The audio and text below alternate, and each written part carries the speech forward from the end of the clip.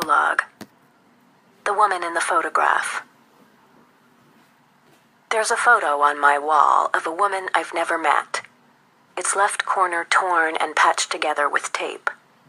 She looks straight into the camera and smiles, hands on hips, dress suit neatly pressed, lips painted deep red. It's the late 1940s, and she hasn't yet reached the age of 30. Her light brown skin is smooth, her eyes still young and playful, oblivious to the tumor growing inside her. A tumor that would leave her 5 children motherless and change the future of medicine. Beneath the photo, a caption says her name is Henrietta Lacks, Helen Lane, or Helen Larson. No one knows who took that picture, but it's appeared hundreds of times in magazines and science textbooks, on blogs and laboratory walls. She's usually identified as Helen Lane, but often she has no name at all. She's simply called HeLa, the code name given to the world's first immortal human cells, her cells, cut from her cervix just months before she died. Her real name is Henrietta Lacks. I've spent years staring at that photo, wondering what kind of life she led, what happened to her children, and what she'd think about cells from her cervix living on forever. Bought, sold, packaged, and shipped by the trillions to laboratories around the world.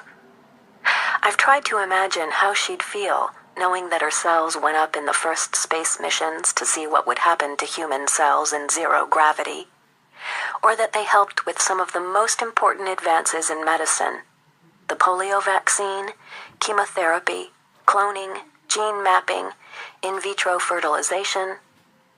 I'm pretty sure that she, like most of us, would be shocked to hear that there are trillions more of her cells growing in laboratories now than there ever were in her body. There's no way of knowing exactly how many of Henrietta's cells are alive today. One scientist estimates that if you could pile all HeLa cells ever grown onto a scale, they'd weigh more than 50 million metric tons, an inconceivable number, given that an individual cell weighs almost nothing. Another scientist calculated that if you could lay all HeLa cells ever grown end to end, they'd wrap around the Earth at least 3 times, spanning more than 350 million feet. In her prime, Henrietta herself stood only a bit over 5 feet tall. I first learned about HeLa cells and the woman behind them in 1988, 37 years after her death, when I was 16 and sitting in a community college biology class. My instructor, Donald Deffler, a gnomish, balding man, paced at the front of the lecture hall and flipped on an overhead projector. He pointed to 2 diagrams that appeared on the wall behind him. They were schematics of the cell reproduction cycle, but to me, they just looked like a neon-colored mess of arrows, squares, and circles with words I didn't understand, like MPF triggering a chain reaction of protein activations. I was a kid who'd failed freshman year at the regular public high school because she never showed up.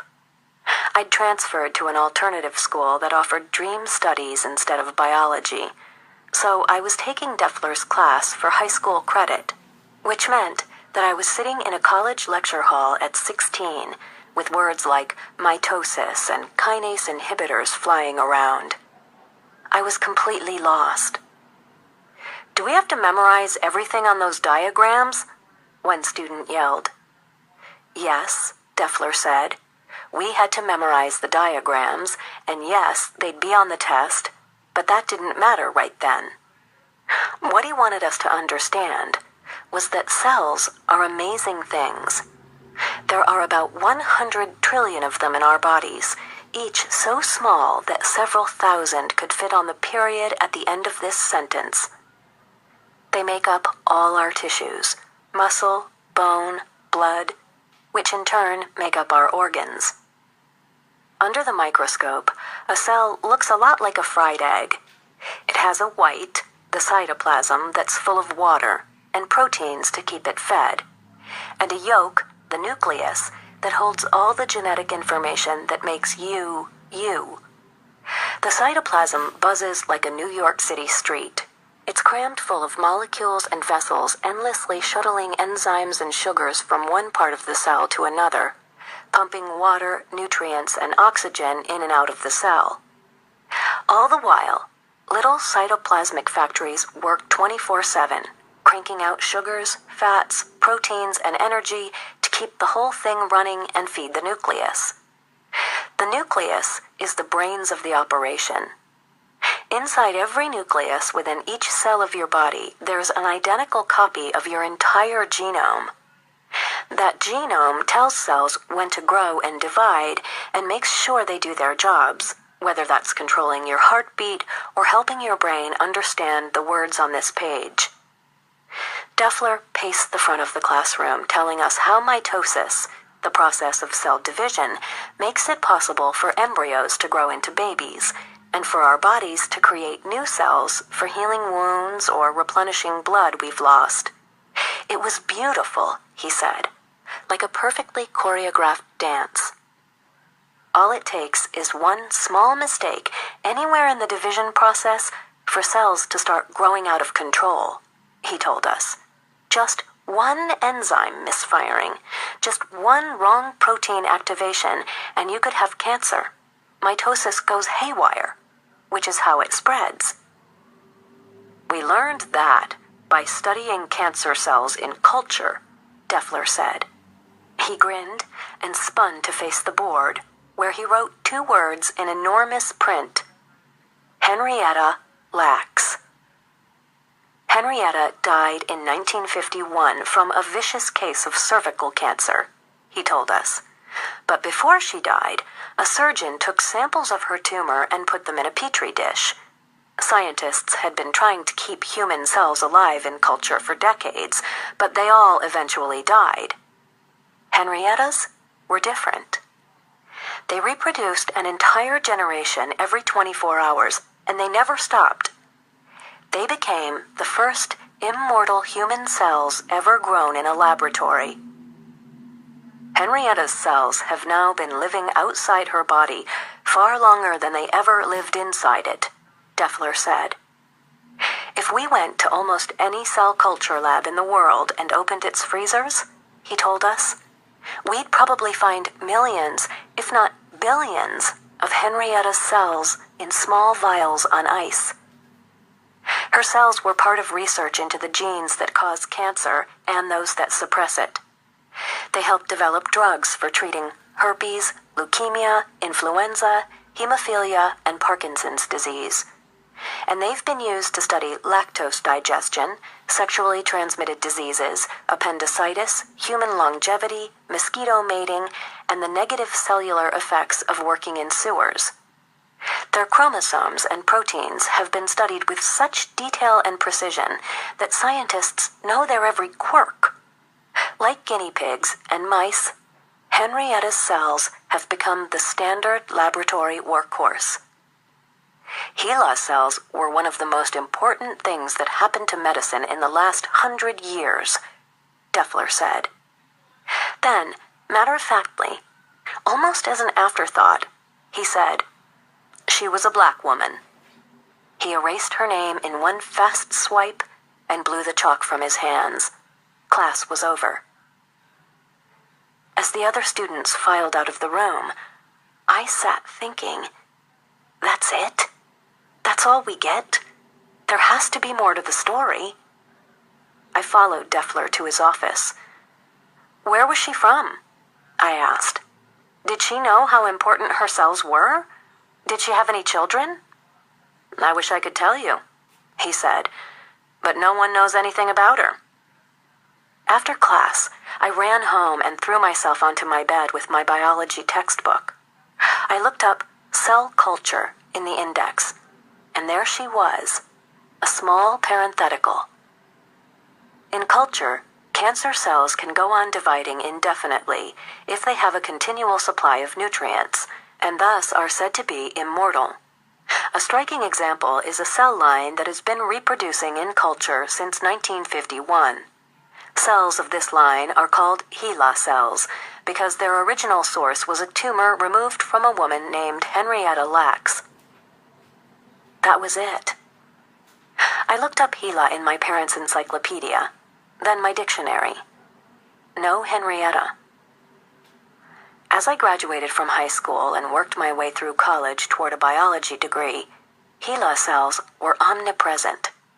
I heard about them in histology, neurology, pathology.